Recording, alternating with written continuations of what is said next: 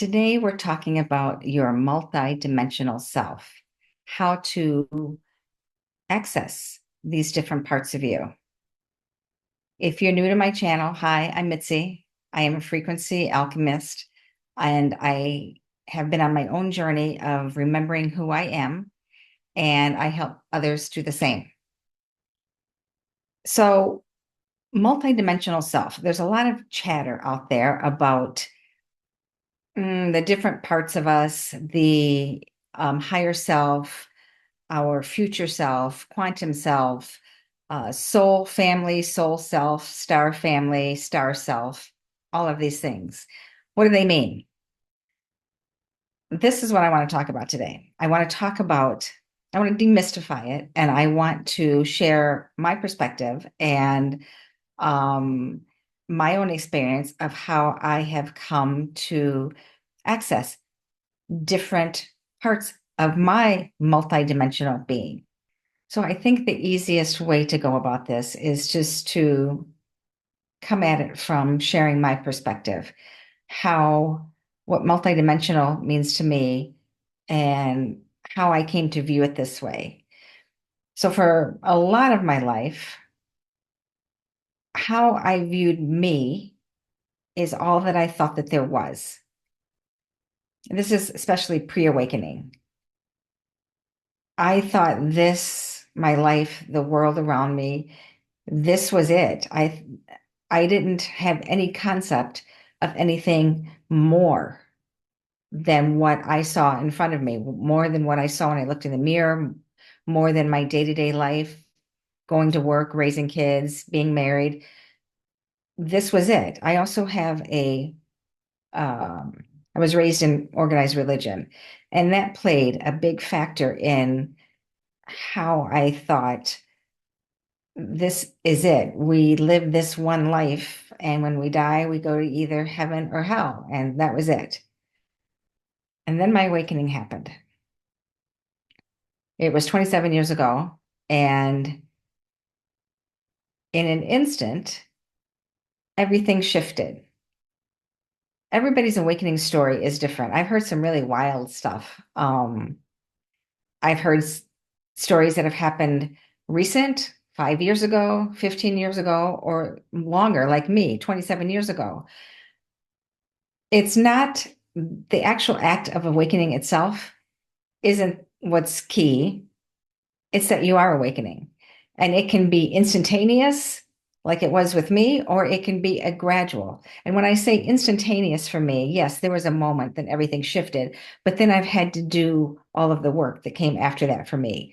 And all of this work is how I came to learn and experience and understand that there's actually so much more. There's so much more than just you and I in these bodies. What's in these bodies is just a really small piece of our gigantic soul. So I'm thinking maybe a diagram will help. I'm going to pause right here. I'm going to draw this diagram.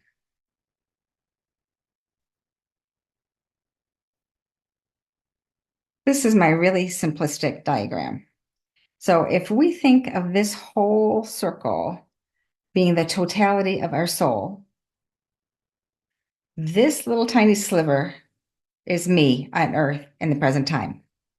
All of these different pieces, and really it can be so many more than what's on here. All of these different pieces are different aspects of me. We'll just use me as an example. These are all the different aspects I have we're all part of this soul. We're all in different dimensions, experiencing different things simultaneously. That's the kicker. That's the thing that our human brains have a really hard time understanding. If this is too hard of a concept, I totally get it. And it actually is something that our human linear brain was not built to comprehend. This idea that there really is no past, future, it's all in the present. But if you want to try a little experiment, just take that on faith. Take a leap of faith and assume, just for the sake of argument, that everything's happening simultaneously. So that's how we have access to all of these different pieces. This, what I have indicated right here, this was my seventh dimension aspect of self that downloaded when I had my awakening. This was a seventh dimension Syrian aspect of self that came in August of 1998 for me. This, when that aspect downloaded, sparked my awakening.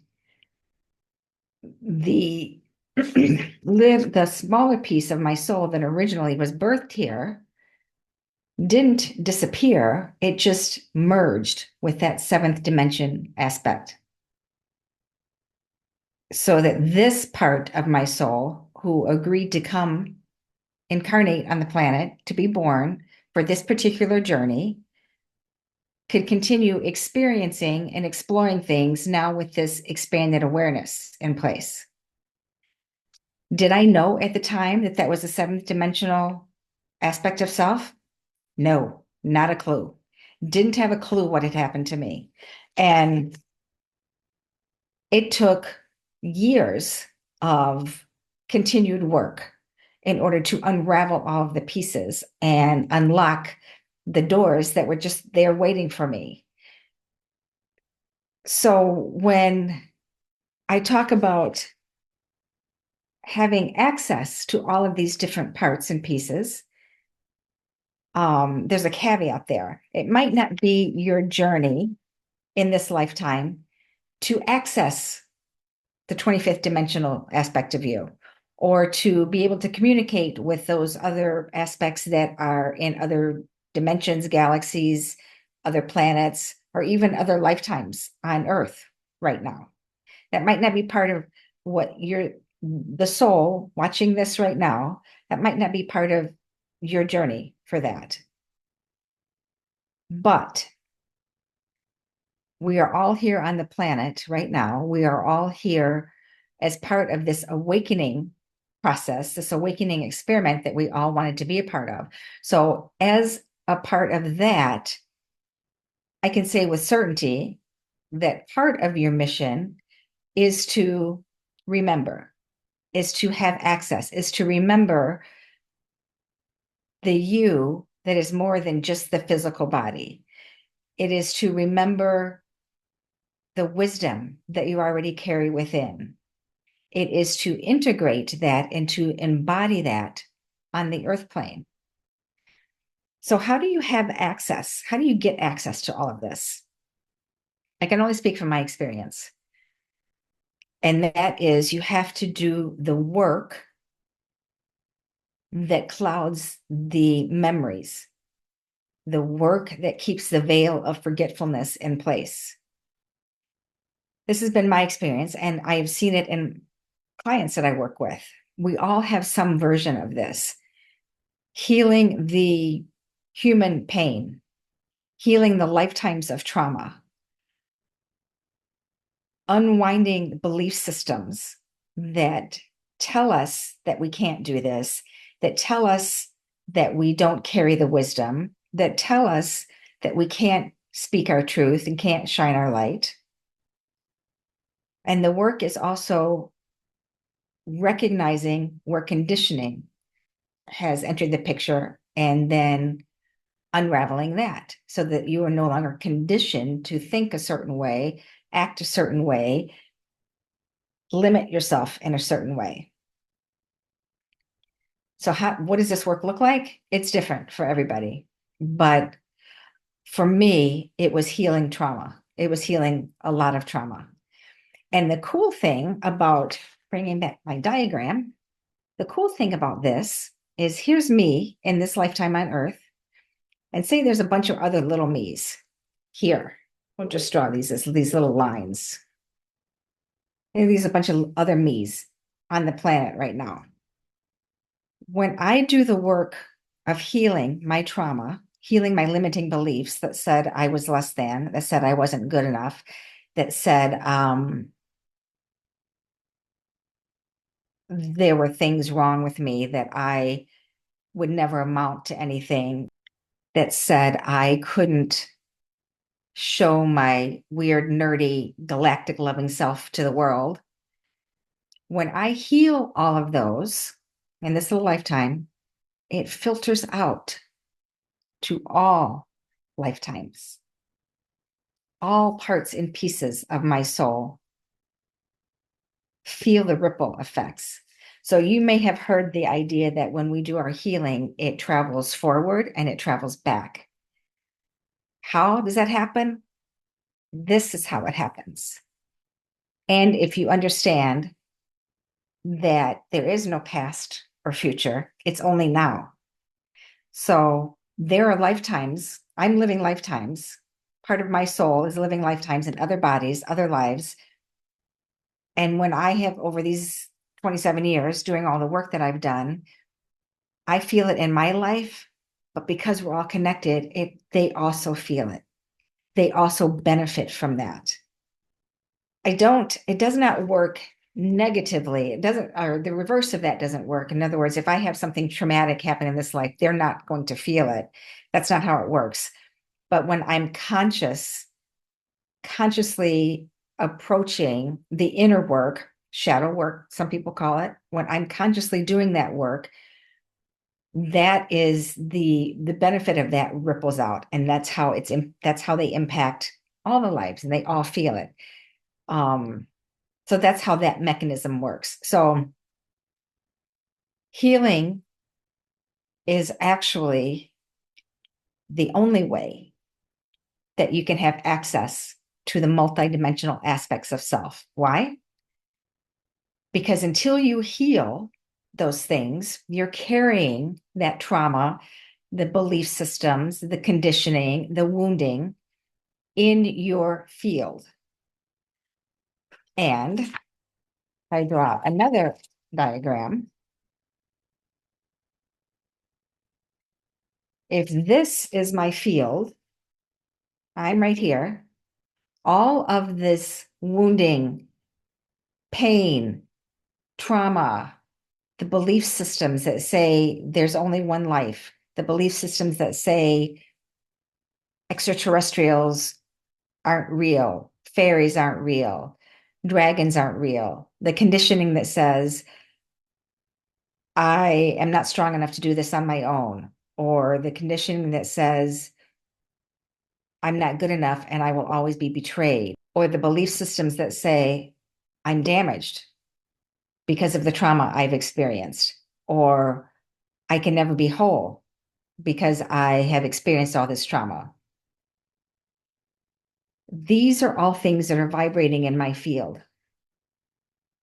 Those things carry a lower vibration. They just do. Fear is a low vibration. Shame and guilt are the lowest vibrations. When I'm vibrating, when I have all of that I'm carrying in my system, and I might be going about my day-to-day life thinking that, yeah, I'm surviving, I'm getting through this, I'm showing up from work, I'm raising my kids, and I'm putting on a happy face that says, yeah, everything's right with the world. I can be doing all of that and still carrying all of this stuff in my field. There's this law, I don't know what it's called, law of correspondence, law of attraction. I don't know what the name of it is, but like attracts like. So if I have a lot of fear that I'm carrying, and fear was a big one for me, I'm still working on pockets of that come up. So if I'm carrying fear or shame or guilt, I am unconsciously sending that vibration out. It's in my field, so I am resonating with that. It wouldn't be in my field if I wasn't resonating with that. Because I have the unhealed trauma, that's what's keeping it in my field. So as long as I'm keeping this is swimming in my field, this is what I'm attracting. You cannot have access to these higher vibrational parts, higher multidimensional aspects of self when you are inundated with lower vibrational emotions and thoughts. It just does not work. These, you have to clear the channel in order to create the space, the higher vibratory space that allows the things you want to attract to come in, that allows you to have access to these different higher multidimensional parts of yourself. How do you heal it? All different ways. For me, I tried everything. I mean, I anything and everything under the sun, I tried. That would have to be a different video. But as you can imagine, I've been on this journey for 27 years. So anything and everything that came along, I tried. Um, Meditation, I saw lots of different healers. I tried working the chakras. I've done remember when that ear candling was a big thing? I tried it. That's a scam, by the way. Um, Tarot, I read tons and tons of books, um, done past life regression, done lots of energy work, worked with crystals for a long time, still work with them. The pendulum, anything and everything. I tried it all. They they worked, they did what they needed to do until, and then I sort of like reached my limit and I would go searching for more. The thing that unlocked for me was parts work. If you're not familiar with that, it's the idea that sort of like my first diagram with these different pieces, this would be now, these are different parts of ourselves. Oh, that's a different video. I can talk about that later, but I just wanted to say that parts work was the thing that got me to heal my trauma. Parts work was the thing that allowed me to get in touch with those parts of me that were really young, that experienced trauma, that had been hidden away for safety, but still held that trauma.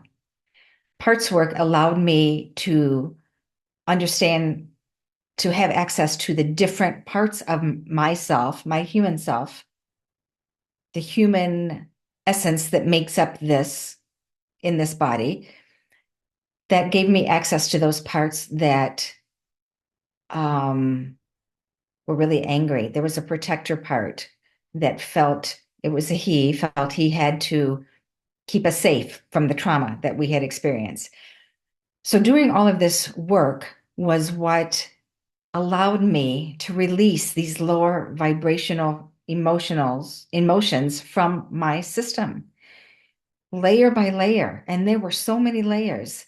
Layer by layer, I had to look at it. I had to be willing to listen to those parts, to give them what they needed to heal, to give them what they needed to feel safe so that they could begin trusting again. This is just my journey. Everybody's journey is a little different, but we all have things that overlap in common. And when you find the thing that works for you, the secret sauce that works in your situation, and you might have to go through many layers. I think it was twofold for me. One, the energies were way different, 1998, 2000, than they are today. We're 25, this is year 2025. It's bananas, the different kind of energy that's available today. But for me, all those different modalities I tried helped me soften, helped get at the pieces that I could get to and release those. And then I always say, I kind of joke with my clients when we get something cleared and you're like, breathe a sigh of relief, you think, okay, we're done. And then shit surfaces again. It's because you've cleared away the gunk so that the layers that were more deeply buried, now they can rise to the surface and now you can see them. So all of that work that I did, it was all useful. Some of it was hokey, and I learned some lessons about discernment, which is also necessary. And then others of it were effective in varying degrees, but they all helped get me to where I am today. So, if anything, I think I want this message that you take away is you absolutely, absolutely can have access to the different aspects of yourself. You absolutely can connect with them. Sometimes if it's part of the agreement, they download into you like what happened with me and spurred my awakening. You absolutely can access them. The how is by doing the healing work.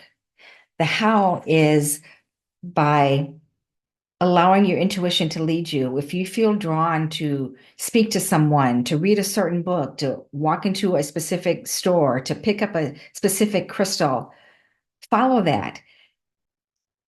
For myself, and I think there's a lot of people like me, I didn't want it to be wrong. And I made it wrong if it didn't provide instant success, instant change. If I couldn't instantly connect with my guides, I made it wrong. Instead of just being able to look at the experience for what it was, it's just an experience. We humans like to complicate things, and that's what I definitely was doing that. But so if you just allow yourself to follow the next right thing, listen to the next right step, that will lead you on your path of healing and ultimately healing the things that get in the way, healing the things that are blocking. And it can range. I mean, the range can be as different and as wide as there are people on the planet. Your healing journey isn't going to look like mine, isn't going to look like your best friends, isn't going to look like your neighbors. There can be pieces that are similar, but we're each unique individual souls with unique experiences that have shaped us. So you have to be willing to let it lead you where it's going to lead you and let go of the things that you're ready to let go of. And if you have something that you're not ready to let go of, don't make that a wrongness. Just get curious about it. Just ask yourself, how is this serving me? What would it feel like if I let go of it? And am I ready to let go of it? So that's how you can access all of those different parts, all of those different aspects, all the different multidimensionality that you access. Sometimes in our sleep, we access them, but we absolutely have the birthright. It's our birthright to remember who we are so that we can reconnect with all of these different aspects of self. So I would love to hear how this resonated with you, hear any responses that come up for you, any questions, or any pushback. What's your experience been? I'm open for that too. Just drop them in the comments below.